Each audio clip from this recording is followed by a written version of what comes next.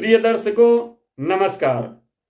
आज हम बात करते हैं कि हमारी कुंडली में जो नवग्रह होते हैं उसमें से यदि सूर्य ग्रह है वह किसी भी भाव में कुंडली के हो सकता है। सबका अलग अलग उपचार जो है आज हम बताएंगे। तो सूर्य ग्रह यदि हमारी कुंडली के प्रथम भाव में बैठा हुआ है और किसी ज्योतिषी ने आपको बताया है कि आपका सूर्य जो है अशुभ स्थिति में है, तो उसके लिए क्या उपचार हो सकता है। तो सूर्य यदि आपकी कुंडली में यानी दिखाए गए स्थान से यदि आपकी कुंडली में सूर्य प्रथम भाव में बैठे हुए हैं और आपको बताया गया है कि आपका सूर्य जो है अशुभ स्थिति में है, तो उसके लिए लाल किताब में बताया गया है कि ऐसे जातक को सदाचारी बनना चाहिए, यानी सदाचारी अच्छे अच्छे कार्य करने वाला बने रहना चाहिए। और अपने घर के अंतिम सिरे पर यानी जहां से आप घर में एंट्री करते हैं वहां से एकदम आखिरी जो होता है लास्ट वाली दीवार होती है, वहां अंतिम सिरे पर एक अंधेरा कमरा बनवाना चाहिए, ऐसा लाल किताब में कहा गया है। वहीं सूर्य यदि आपकी कुंडली के द्वितीय भाव में है और अशुभ अवस्था में है, तो ऐसे व्यक्ति के लिए लाल किताब में कहा गया है कि पैतृक घर में यानी जो आपका पुश्तैनी घर है वहां पे एक हैंड पाइप लगवाएं। यह एक अशुभ सूर्य के लिए उपचार है। दूसरा, मुफ्त में किसी से कुछ भी मत लें। चावल, चांदी, दूध आदि चंद्रमा से संबंधित वस्तुएं तो दान में कतई ना लें। फिर कहा गया है, यानी ये द्वितीय भाव के लिए ही है कि यदि आपका सूर्य अशुभ है तो द्वितीय भाव में है और उसके लिए क्या उपचार है, तो सदाचारी बने रहना। ये प्रथम भाव के लिए भी है और द्वितीय भाव के लिए है। नारियल तेल और अखरोट माता को अर्पित करना है, यानी जो देवी माँ होती हैं उन्हें नारियल तेल और अखरोट अर्पित करें यदि आपकी कुंडली में सूर्य द्वितीय भाव में है और अशुभ है। अब तृतीय भाव की बात करते हैं तो लाल किताब में कहा गया है कि यदि तृतीय भाव में सूर्य है और ज्योतिषी विद्वान ने आपको बताया है कि आपका सूर्य अशुभ है, तो इसके लिए माँ अथवा दादी, यानी माँ है तो माँ, दादी है तो दादी, दोनों है तो दोनों लोगों का आशीर्वाद आप जो है प्रतिदिन घर से लेकर के तभी निकलिए अपने काम पे और सदाचारी बने रहिए। यह यानी तीसरे भाव के लिए भी कहा गया, क्योंकि सदाचार जो है, सदाचार एक ऐसी चीज है कि इससे हम अपना प्रारब्ध बदल सकते हैं, क्योंकि सदाचार में सारी अच्छी चीजें आ जाती हैं, सारे अच्छे गुण जो हैं वह सदाचार में आ जाते हैं। अब चतुर्थ भाव के लिए जो है कहा गया है कि यदि आपका सूर्य चतुर्थ भाव में है कुंडली के और अशुभ अवस्था में है, यानी किसी अशुभ ग्रह के साथ बैठा हुआ है, यह अशुभ ग्रह की दृष्टि उस पर पड़ रही है, तो उसके लिए कहा गया है कि अंधे व्यक्तियों को भोजन कराएं। मांस मदिरा का सेवन कतई नहीं करना चाहिए जिनका सूर्य अशुभ होकर के चतुर्थ भाव में बैठा हुआ है। ऐसे व्यक्तियों के लिए लाल किताब में कहा गया है कि एक तांबे का सिक्का लें और इसे खाकी रंग का धागा, यानी जो खाकी रंग होता है ये मटमैला रंग, उस रंग के धागे में पिरो करके इसे गले में धारण करें। अब हम बात करते हैं यदि आपका सूर्य आपकी कुंडली के पंचम भाव में है और अशुभ है, तो ऐसे जातक या जातिकाओं के लिए कहा गया है कि ऐसे जो है जातक झूठ ना बोलें, किसी का बुरा मन में भी ना सोचें, अपने वचन का यानी जो उन्होंने कहा है उसका पालन करें। यदि किसी से आपने कोई वचन दे दिया है कि मैं आपको यह कार्य करूंगा, तो उसका जो है भरपूर कोशिश करें कि उसका आपका पालन जरूर हो। पुराने रीति रिवाज जो होते हैं उनका अनुसरण, यानी जो आपके पारंपरिक रीति रिवाज हैं, आपके घरेलू कुछ पुश्तैनी प्रत्येक व्यक्ति के रीति रिवाज होते हैं, उनका पालन अवश्य करें। यदि आपकी कुंडली का सूर्य पांचवें भाव में है और अशुभ अवस्था में है, लाल मुंह वाले बंदरों को गुड़ खिलाएं, ऐसा लाल किताब में कहा गया है। साला, दामाद और भांजा, इन तीनों की सेवा करें। अब यदि आपका सूर्य आपकी कुंडली के 6वें भाव में है, जिसे रिपु स्थान कहा गया है, वहां पर है और अशुभ अवस्था में है सूर्य, तो उसके लिए लाल किताब में कहा गया है कि बंदरों को गेहूं और गुड़ का भोजन कराएं। यानी आपने गुड़ धनिया सुना होगा, एक हमारे उत्तर प्रदेश में गुड़ धनिया बनती है, उसमें गेहूं एवं गुड़ मिला करके बनाया जाता है, तो वह जो है बंदरों को खिलाएं भोजन के रूप में। दीमक को 7 अनाज दें, यानी जो दीमक कहीं पे आप देखिए कि यदि कहीं पर पेड़ के नीचे कहीं पर दीमक लगी हुई है तो उन्हें सतनजा एक बनता 7 प्रकार के अनाज मिला करके, तो वह ले जा करके वहां पर छोड़ दें। ऐसा जो है लाल किताब में सूर्य का 6ठे भाव के लिए उपचार कहा गया है।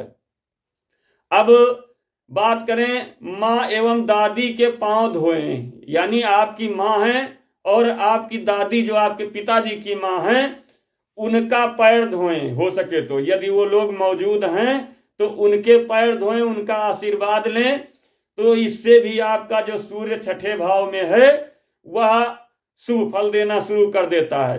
चांदी का एक चौकोर सिक्का बनवाएं और उसे जमीन में कहीं पर गड्ढा खोद करके दबा दें। यह आपके 6ठे भाव में यदि सूर्य बैठा हुआ अशुभ है तो उसका एक उपचार है, यानी उपाय है। अब हम बात करते हैं कुंडली के 7वें भाव में, यानी 7म भाव में यदि सूर्य है और अशुभ है तो उसके लिए क्या उपाय कहा गया है लाल किताब में।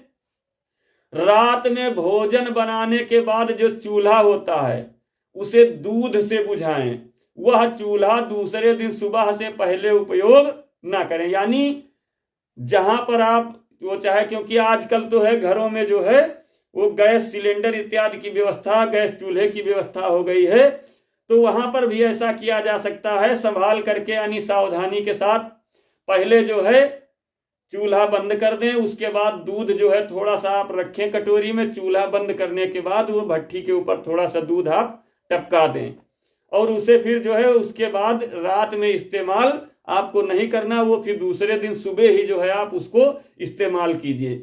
यह एक लाल किताब का उपाय है जिसका 7म भाव में सूर्य अशुभ स्थिति में है।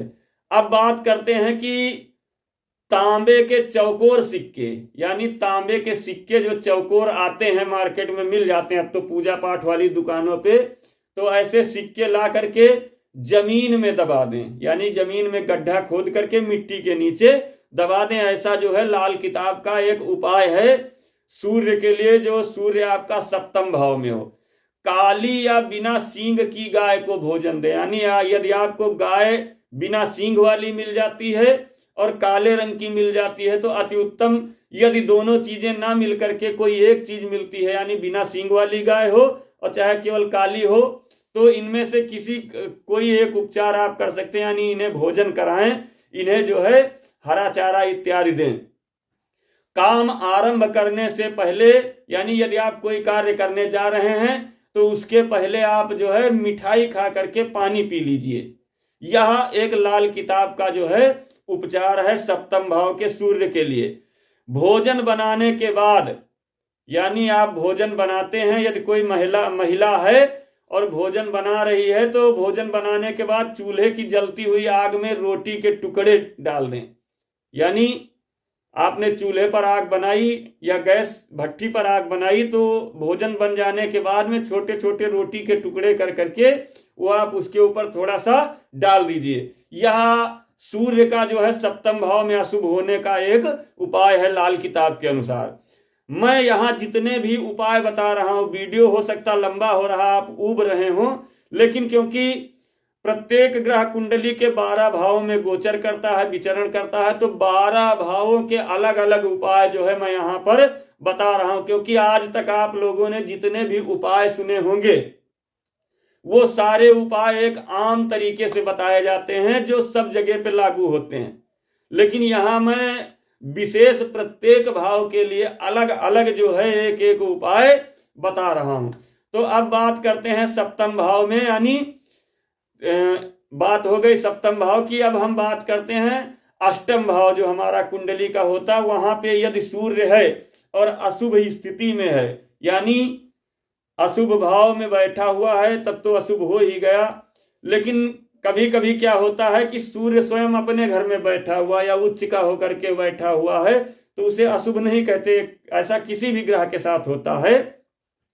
लेकिन यदि अशुभ ग्रह की दृष्टि पड़ रही है या अशुभ ग्रह के साथ में बैठा हुआ है या शुभ ग्रह का होकर के मतलब शुभ भाव का स्वामी होकर के अशुभ भाव में अष्टम में बैठ गया, तब भी सूर्य आपका अशुभ फल दे रहा है।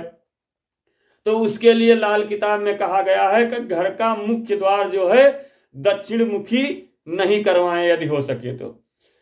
सफेद गाय पालनी चाहिए ऐसे व्यक्तियों को जिनका सूर्य अष्टमेश और अशुभ है।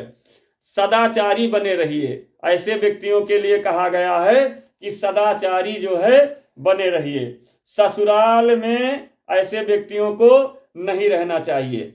बड़े भाई और गाय माता की सेवा करनी चाहिए जिनका सूर्य अष्टमेश और अशुभ है। फिर नवम भाव के लिए कहा गया है कि पीतल के बर्तन घर में इस्तेमाल करें। यदि आपका सूर्य नवम भाव में और अशुभ है तो पीतल के बर्तनों का घर में प्रयोग करें। चावल, दूध और चांदी का दान ग्रहण ना करें, यानी यदि आपको कोई चावल दे रहा है, दूध दे रहा है या चांदी की कोई वस्तु दे रहा है तो उसे दान में स्वीकार ना करें। इससे जो है नवम भाव में यदि आपका सूर्य है और ऐसा आप कर रहे हैं तो वह और अशुभ हो जाता है। अत्यंत क्रुद्ध ना हो, यानी किसी के ऊपर बहुत ज्यादा क्रोधित ना हो, बहुत सहनशील भी ना हो, यानी सामान्य बने रहें। ऐसा लाल किताब में जो है नवम भाव के अशुभ सूर्य के लिए कहा गया है। अब 10वें भाव का अशुभ सूर्य यदि आपकी कुंडली में है, यहां जहां पे दिखाया जा रहा है, तो उसके लिए कहा गया कि सफेद टोपी या पगड़ी, यानी जिसका सूर्य 10वें भाव में है और अशुभ अवस्था में है, तो ऐसे व्यक्तियों को एक सफेद टोपी या फिर सफेद रंग के गमछे इत्यादि की पगड़ी धारण करके रखनी चाहिए। ऐसा करने से इनका सूर्य जो है अशुभ से शुभता में परिवर्तित होता है। पैतृक घर में ऐसे व्यक्तियों को हैंड पंप लगाना चाहिए, यानी यदि आपका पुश्तैनी मकान है तो वहां आप हैंड पंप लगवाइए यदि हो सकता है तो। ऐसा करने से आपका सूर्य जो अशुभ है वह शुभता की ओर जाता है। फिर कहा गया है 10वें भाव के सूर्य के लिए लाल किताब में कि मटमैले रंग की भैंस की सेवा करें, यानी यदि आपका सूर्य जो है 10वें भाव में है और अशुभ स्थिति में है तो एक हो सके तो भैंस पालिए या कहीं आस पड़ोस में आपको मिल जाए तो मटमैले रंग की हो, क्योंकि आपने भूरे रंग की भैंसें देखी होगी, क्योंकि अधिकतर भैंसें तो आपने देखा काली होती लेकिन कुछ भूरे रंग की होती, तो उनकी सेवा करें जो भूरे रंग की भैंस हैं। उन्हें चारा इत्यादि, पानी इत्यादि दे दें। ऐसा करने से आपके सूर्य की अशुभता जो है 10वें भाव के लिए कम होती है। अब बात करते हैं एकादश भाव के लिए। तो ऐसे व्यक्तियों के लिए लाल किताब में कहा गया है मांस मदिरा का सेवन ना करें, मछली ना पकड़ें और ना मछली खाएं, कभी झूठ ना बोलें, कसाई से बकरी बकरा खरीद करके, यानी यह विशेष उपाय है समझिए एकादश भाव के लिए कि यदि आपके पास धन की व्यवस्था है, पैसा यदि है आपके पास, तो आप जाइए किसी कसाई से एक बकरी या बकरा खरीदिए जो आपकी हैसियत हो, जितने पैसे की आप कर सकते हैं, ले करके आप उसे ले जा करके कहीं एकांत में स्वतंत्र छोड़ दीजिए।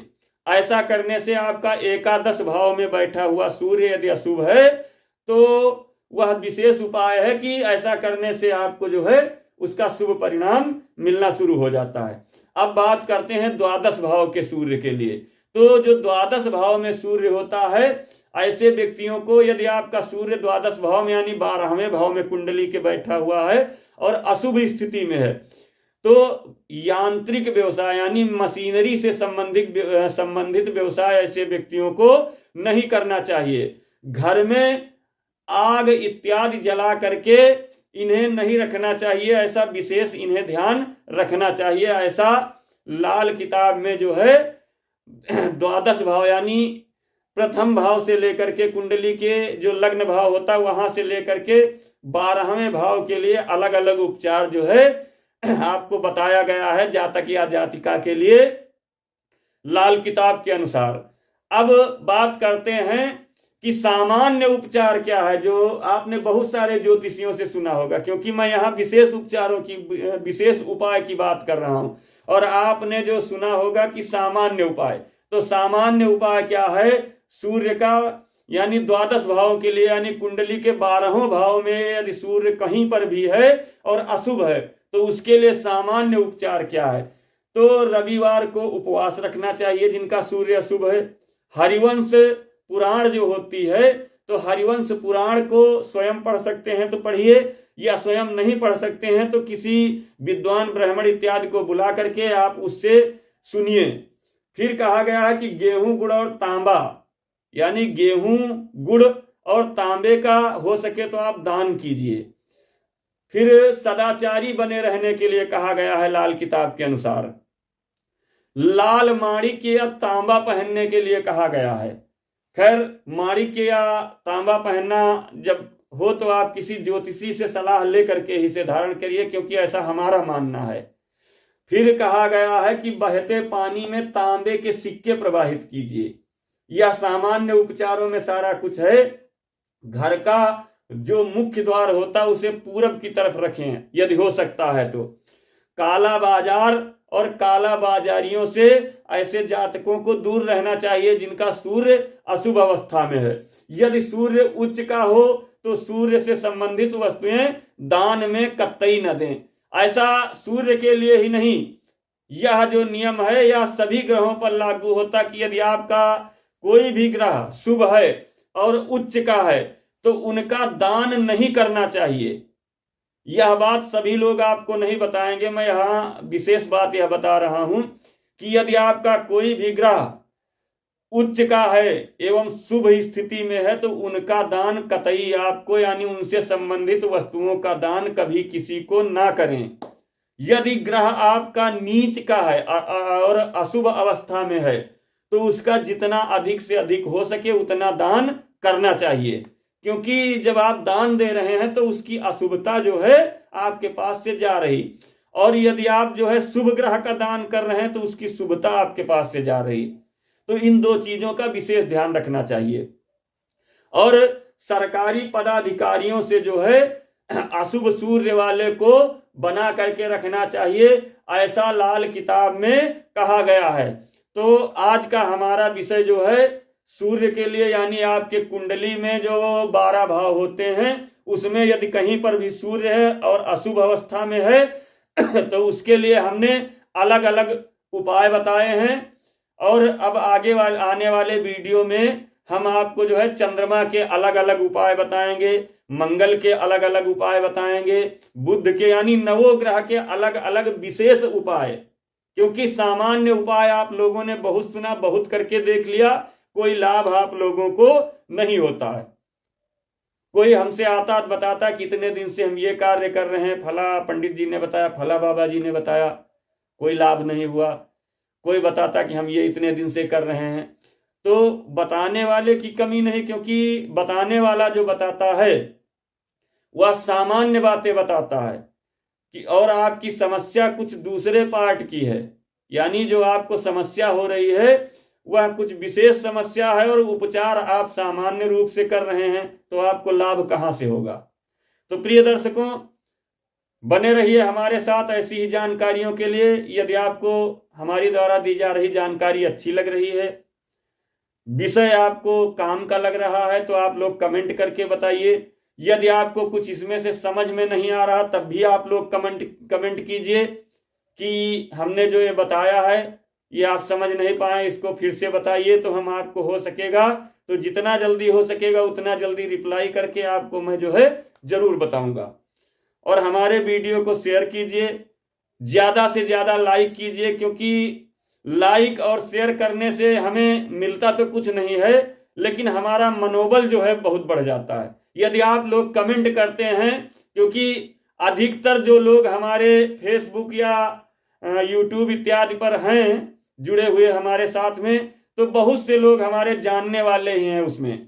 क्योंकि फेसबुक पे यदि हमारी 5-6 हजार की फॉलोइंग है तो 6,000 की फॉलोइंग में से हमें अंदाजा है कि 2-2.5 हजार लोग जरूर हमारे फेस टू फेस जानने वाले हैं। ऐसा ही यूट्यूब इत्यादि पे भी है। तो क्योंकि दोनों जगह हो सकता है ये वीडियो प्रसारित हो, फेसबुक पर भी और यूट्यूब पर भी। तो जो लोग हमारे जानने वाले हैं उनसे हम ऐसे ही प्यार चाहते हैं, और जो लोग नहीं भी जानने वाले हैं उन लोगों से हम विशेष प्यार चाहते हैं, विशेष सहयोग की कामना रखते हैं। आप लोग कमेंट करके हमें बताइए कि विषय कैसा है, आगे हम किस विषय पर वीडियो बनाएं, ये भी आप लोग हमें बताइए। तो मिलते हैं अगले वीडियो में चंद्रमा की जानकारी लेकर के। तब तक आप लोग वीडियो देखिए, आनंद लीजिए। तब तक के लिए नमस्कार, आपका दिन मंगलमय हो।